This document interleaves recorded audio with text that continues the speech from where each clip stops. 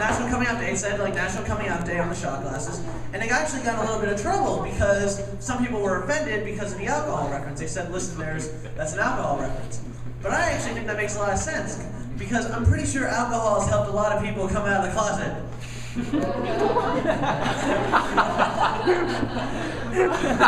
I can imagine some kid just going up to their mom and being like, Mom, you should read this shot glass. It might have some important information for you to be aware of. Alright, this next joke is not politically correct, and since they're CAs, I'm probably going to get in a lot of trouble. Yeah, Josh. Watch out. Haley, I love you. Yeah. No, it's not politically correct, but every guy in here has a secret, like what their plan is when they're old. We already have our old person plan. I have mine. I'm not gonna lie, when I'm like, I don't do drugs, but when I'm like 70, 80, 90, I'm just gonna do coke, heroin, ecstasy, all of it in one night, and then I wanna go to a club, and I just wanna dance like this for 5 hours. And I want one girl I want at least one girl at the bar to just go, I think that old man is tripping. That's the way I want to go out. Either that, or I want to get a bear costume, and I want to climb up a tree, and then I want their guy to be sitting right there, and I want to jump up and scare the crap out of him. I want there to be a news report the next day. 82-year-old Josh Orson was found dead today. He was in a bear costume. Authorities would have had more idea what was going on if A, they weren't so confused, and B, they weren't laughing hysterically. It'd be the best way to go down ever. Alright. The next something I'm going to tell you guys a couple stories, which is not usually what I do, but I just had Thanksgiving, and I don't know about you, but I had the craziest Thanksgiving of my life. And these are all stories that happened this weekend, and I can't make them up. And I'm going to try, and I'm not sure if they're funny, but I think they're funny. And I'm going to also say that I'm going to try to keep a straight face, but I can't guarantee anything. So, I go up on Thanksgiving, I went to New York City, and I went to my uncle's, and my uncle's had his apartment for 1.5 years. And not once in 1.5 years has he ever used his oven. Well, he puts the turkey in the oven, and it doesn't work.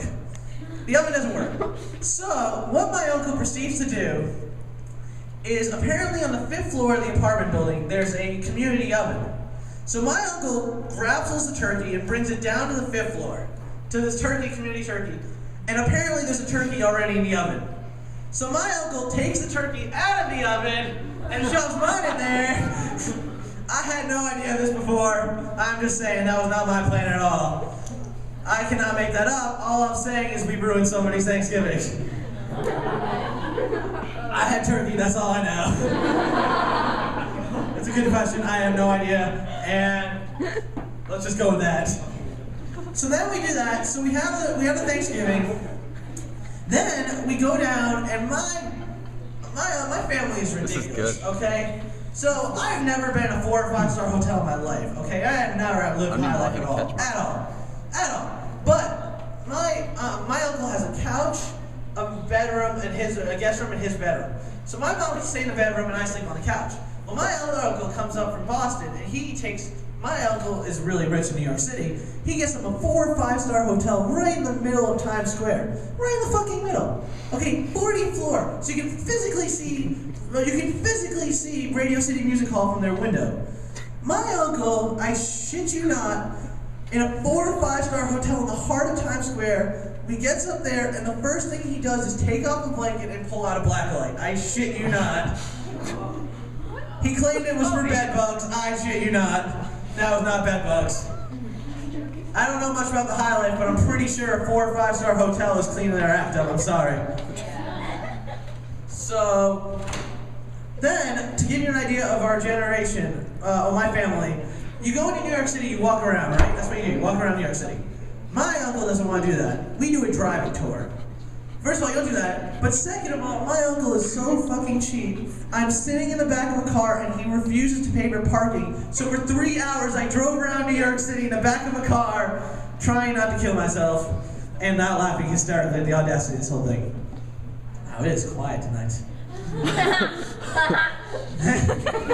always have the best. I love it when you're here. I don't know if I might not be funny, but she laughs hysterically and that makes up for it every single time. Give her a round of applause, everybody. happened in New York was that we're in a car or whatever, and it's Thanksgiving night, and there's a street full of tents. And I figured Thanksgiving night's got to be Black Friday. Somebody wants to get up to like the stores. So I went up to a girl and I'm like, so what store is this for? And this is what she said. She goes, oh, it's not for a store.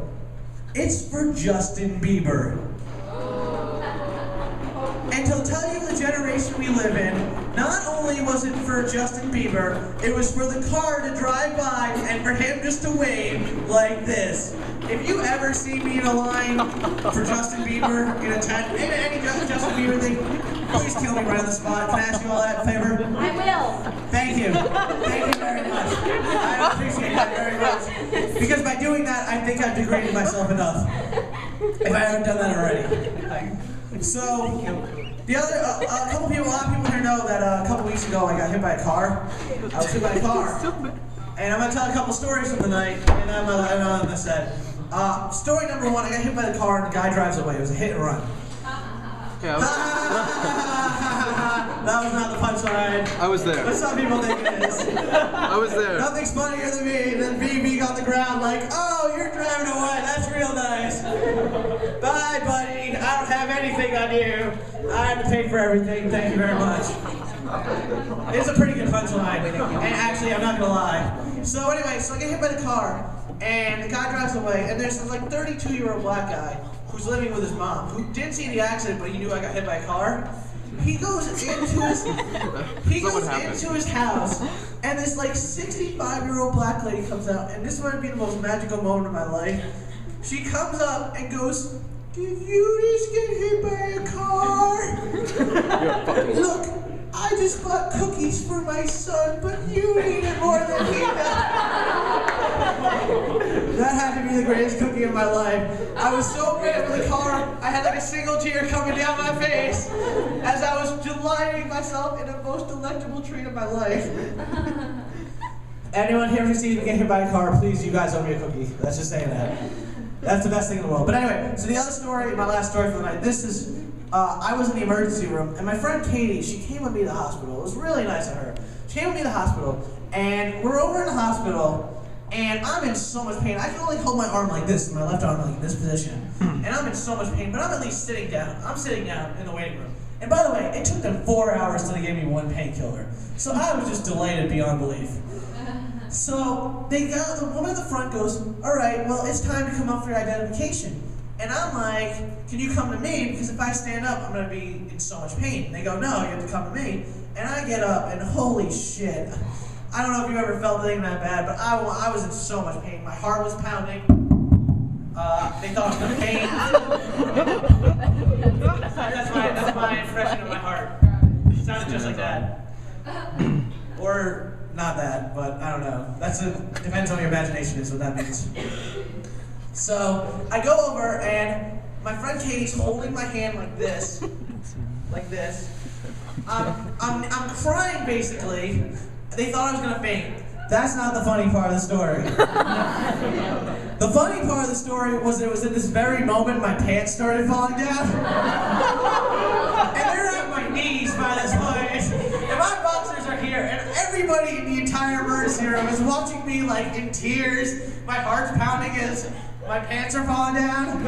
And I shit you not, a random old guy in the hospital came up and pulled up my pants from behind.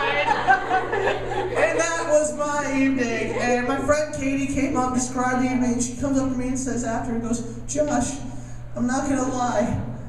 I was trying to keep a straight face because I knew how much pain you were in. But on the inside, I was laughing hysterically because it was the funniest goddamn thing I've ever seen in my life. And that was my evening, and I hope you guys have a fun one yourself. Thank you very much.